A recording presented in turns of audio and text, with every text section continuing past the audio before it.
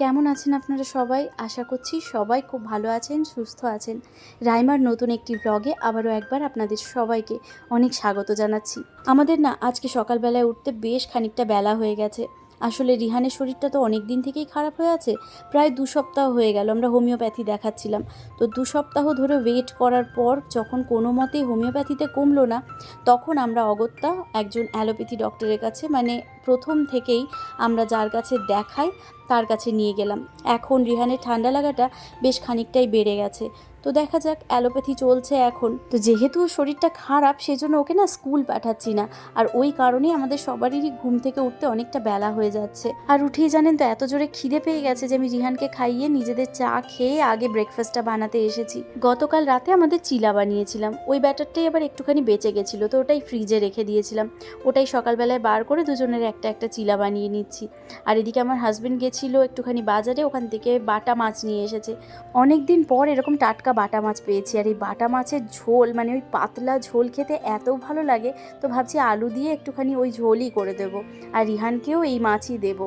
চিলাটা একদম কম আঁচে বসিয়ে দিয়েছিলাম, আর যতক্ষণ চিলাটা এদিকে হচ্ছিল ততক্ষণ আমি না অনেকগুলো কাজ সেরে নিয়েছি। আজকে জানেন তো মনে হচ্ছে অন্য দিনের তুলনায় গরমটা একটুখানি কম রয়েছে। ওই খুব বেশি না, হয়তো 1-2 ডিগ্রি হয়তো কম রয়েছে, যার জন্য ঘামটা কম হচ্ছে। তো রান্না করতে খুব একটা কষ্ট হচ্ছে না। ওদিকে ব্রেকফাস্টটা বানিয়ে আমার হাজব্যান্ডকে দিয়ে দিলাম, আর আমারটাও নিয়ে নিয়েছি, কিন্তু প্রচণ্ড গরম রয়েছে এখন। তো ওটা ঠান্ডা হতে দিয়েছি, ততক্ষণ ভাবলাম এদিকের কয়েকটা কাজ সেরে নিই। প্রতিদিন আমি চাদরটা তুলে ঝেড়ে কত সুন্দর টান টান করে পেতে দিই, আর রিহান আমার এত দুষ্টু, এসে বিছানার উপর এমন লাফালাফি করে যে গোটা চাদরটা গুটিয়ে যায়। এতদিন জানেন তো আমি খালি ভাবতাম যে আমার ছেলেই বোধহয় এত দুষ্টু, এরকম দুষ্টু বোধহয় আর কেউ নেই, এরকম দুষ্টুমি কেউ করে না। কিন্তু যখন বাইরে বেরোয়, অন্য মাদের সাথে কথা বলি না, তখন শুনি যে তাদের বাচ্চারাও এই সেম কাজগুলো করেছে। তখন শুনে সত্যি বলছি ভীষণ শান্তি লাগে, মনে হয় যাক আমার ছেলে একা এরকম দুষ্টু নয়। আমার চিরাটা একদম ঠান্ডা হয়ে গেছে, আর তার সাথে একটুখানি নিয়ে নিচ্ছি ফালুদা। এটা কালকে বানিয়েছিলাম, তো ফ্রিজে রাখা ছিল, এটাও বেশ ঠান্ডা ঠান্ডা। তো এটাই দুজনের একটু ভাগ করে নিচ্ছি।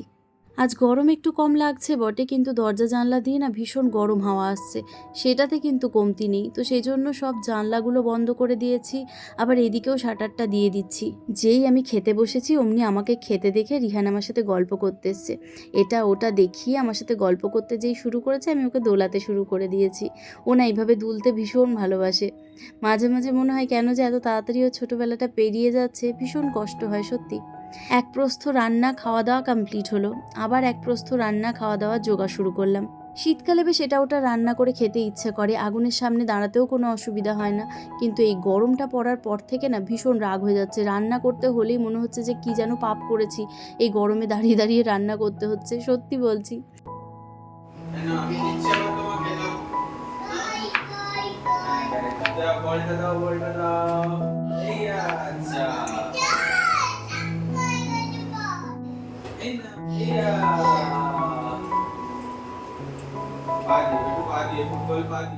ওদিকে রিহান ওর পাপার সাথে খেলা করছে, সকালবেলা উঠে থেকে ওর পাপাকেই দরকার, কারণ পাপা সারাক্ষণ ওর সাথে খেলা করে।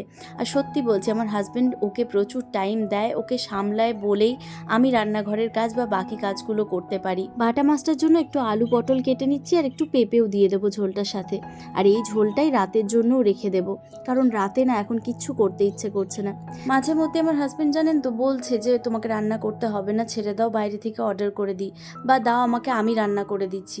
তবে আমার জানেন তো দুটোর কোনোটাই ইচ্ছা হয় না, কারণ যদি বাইরের থেকে অর্ডার করি তাহলে সেই বাইরের খাবার খেতে হবে, আর যদি ওকে রান্না করতে দিই তাহলে ও অতটা গুছিয়ে করতে পারবে না, মানে কোনটার পর কোনটা করতে হবে বা কি কি করতে হবে। তবে হ্যাঁ, ও যখন রান্নাঘরে কাজ করে ও সব কাজ একদম নিট অ্যান্ড ক্লিন করে পরিপাটি করে, মানে যেটুকু বাসন লাগবে সেটুকুই নেয়, যেটুকু এক্সট্রা নেয় সেটুকু মেজে ধুয়ে একদম পরিষ্কার করে রেখে দেয়।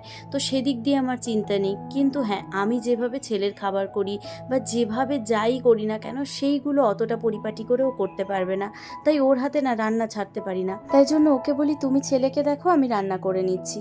তবে আমি রান্না করতে আর রান্না করে খাওয়াতে না ভীষণ ভালোবাসি।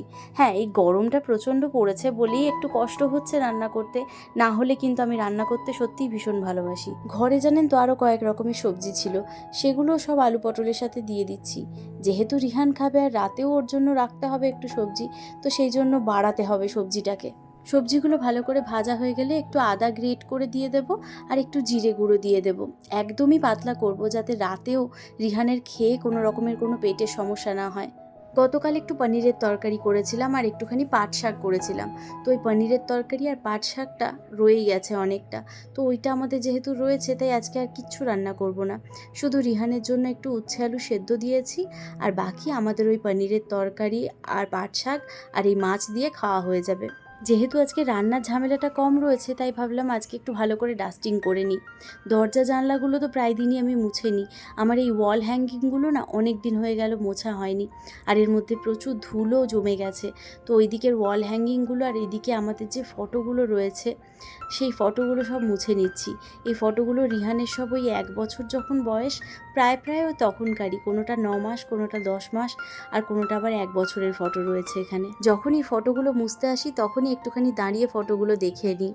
আর ফটোগুলো দেখলেই জানেন তো রিহানের ছোটোবেলার কথা মনে পড়ে, যখন আমি মা হয়েছিলাম সেই মুহূর্তটার কথা মনে পড়ে। সে এক অদ্ভুত অনুভূতি সত্যি। আপনাদের সাথে গল্প করতে করতে অনেক কাজ এগিয়ে ফেলেছি, আর আপনাদেরকে বললাম না আজকে জানলা দরজাগুলো কিচ্ছু মুছবো না, কিন্তু ওই যে স্বভাব, আবার জানলা মুছতে চলে এসেছি। আর এই পরিষ্কার করার স্বভাবটা থাকলে জানেন তো খুব মুশকিল হয়, মানে ছেলেকে টাইম দিতে পারি না, ছেলের সাথে একটু খেলা করতে পারি না। আমার খালি সবসময় মনে হয় ঘরটা পরিষ্কার করে নিই, মানে টিপটপ রাখতে হবে। কিন্তু ওই যে ছোট বাচ্চা, ও তো টিপটপ রাখতে দেয় না। কিন্তু ও যতই নোংরা করুক, শুধু আমি না, আমরা দুজনেই ভীষণভাবে চেষ্টা করি যাতে ঘর সবসময় একদম নিট অ্যান্ড ক্লিন রাখা যায়। কারণ বাড়িতে যেহেতু ছোট বাচ্চা রয়েছে তাই অনেক সময় ও গিয়ে জানলা ধরে, দরজা ধরে। তো এগুলো যদি আমি পরিষ্কার করে না রাখি, সেই নোংরা হাতটাই কখনো ও মুখে দেবে। তো সেই ভয়ে না আমরা সবসময়তেই সব কিছু পরিষ্কার রাখি। মোটামুটি গোটা ঘর ঝাঁটা দেওয়া হয়ে গেছে, এবার মুছে নেব। কিন্তু তার আগে আবার একবার রান্নাঘরে যাব। মাছের ঝোলটা বসিয়ে দিয়ে এসেছি, এবার শুধু মাছগুলো অ্যাড করে দিচ্ছি, ব্যাস 2 মিনিট আর ফুটে গেলেই মাছের ঝোলটা পুরো কমপ্লিট হয়ে যাবে। চালাচ্ছ বাবা, বাবা বাস চালাচ্ছে। রিহানের কাণ্ড দেখলেন, এতটুকু একটা বাস নিয়ে তার উপর চেপে বসে বলছে আমি বাস চালাচ্ছি। ও বাসের এত ভক্ত, এত অবসেশন ওর বাস নিয়ে। মাঝে মাঝে আমার ভয় লাগে যে একটা জিনিসের প্রতি এত বেশি অবসেশন হওয়া কিন্তু ঠিক না, কিন্তু ওর প্রচণ্ড পরিমাণে বাস, সিমেন্ট ট্রাক এগুলোর প্রতি অবসেশন। মানে কোনো অচেনা লোক যদি ওকে এই জিনিসগুলো হাতে দেয় তাহলে কিন্তু ও অনায়াসে তাকে না চিনলেও তার কাছে চলে যাবে। তো এই জিনিসটা কিন্তু সত্যি আমাকে ভীষণভাবে ভাবায়। দেখেছেন আমি কীরকম ঘরের কাজ করে যাচ্ছি আর ও কীভাবে এসে আমার কাজের মাঝখানে ঢুকছে। মানে এরকমই হয় যখনই আমরা কেউ ঘরের কোনো কাজ করি, ও যেন সেটা সহ্যই করতে পারে না। আর যে ফটোগুলো আমি মুছছিলাম ওখান থেকে 2টো ফটো জোগাড় করে নিয়ে এসে নিচে ফেলে রেখেছে। আর যেই দেখেছে আমি ঘর পরিষ্কার করছি অমনি ওকেও সব জিনিস ফেলে সব একদম গোটা ঘর করতে হবে।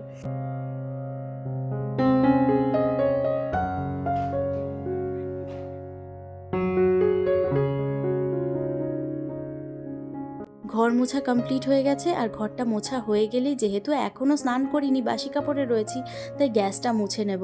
আর আজকে যেহেতু মাছ করেছি ওই জন্য গ্যাসটা একেবারে একটু ডিপ ক্লিন করে নিচ্ছি। গ্যাসটা মুছে নিয়ে আমি স্নান করতে চলে গেছিলাম। ঘরের মোটামুটি সব কাজ কমপ্লিট। এসে দেখলাম আয়নাটাতে একদম কিচ্ছু দেখা যাচ্ছে না, তাই কলিং দিয়ে একটু মুছে নিচ্ছি। আজ আর মাথায় জল দিইনি, কারণ আমি না ডেলি চুলে জল দিই, আর সেই জন্য কি হচ্ছে, এই গরমের জন্য ঘামেও ভিজে থেকে যাচ্ছে চুলটা, আর এমনিতেও স্নান করা যে ভিজেটা সেটাও থেকে যাচ্ছে। আর ওই ভিজে চুলেই গিয়ে এসিতে শুয়ে পড়ছি, ওই করে এত মাথা যন্ত্রণা করছে বলার নয়। আজকেও একটু দুপুরে শুয়েছিলাম আর ঘুমিয়েও পড়েছিলাম। বিকেলবেলায় উঠে যে এ মাসের গ্রোসারি জিনিসগুলো আনা হয়েছে সেগুলো সব যেমনকার তেমনি রাখা ছিল, সেগুলোই সব এবার একে একে ভরে নিচ্ছি।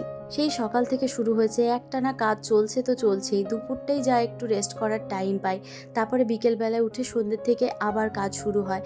প্রতিদিন হয়তো এই গ্রোসারি গোছানোর কাজ থাকে না, তবে কিছু না কিছু কাজ প্রতিদিনই সন্ধ্যেবেলায় থাকে। যেহেতু রিহানও ঘুম থেকে উঠে পড়েছে তাই সব ঘরের লাইটগুলো এবার একটু জ্বেলে দিচ্ছি। সন্ধ্যেবেলায় একটু সব ঘরে লাইট না জ্বললে কেমন একটা লাগে না, তাই সব ঘরে লাইট জ্বেলে দিচ্ছি। আর আমার হাজব্যান্ড একটু পরে উঠে সন্ধ্যেটাও দিয়ে দেবে। এদিকে একটুখানি মাখানা ভেজে নিচ্ছি ঘি দিয়ে। রিহান যেহেতু চিবিয়ে কোনো খাবার খেতে পারে না, তাই ওর জন্য বিভিন্ন রকমের আমাকে খাবার রেডি করে রাখতে হয়। এই মাখানাটা ভালো করে ভাজা হয়ে গেলে আমি এটা গুঁড়ো করে একটা কোটোর মধ্যে ঢুকিয়ে গোটা মাসের জন্য রেখে দেব। তো এরকমই অনেক ছোট ছোট কাজ আরও রয়েছে, সেই কাজগুলো সব এবার একে একে সেরে নিচ্ছি। তো চলুন এই ভিডিওটা এখানেই শেষ করছি, দেখা হচ্ছে পরের ভিডিওতে। টাটা।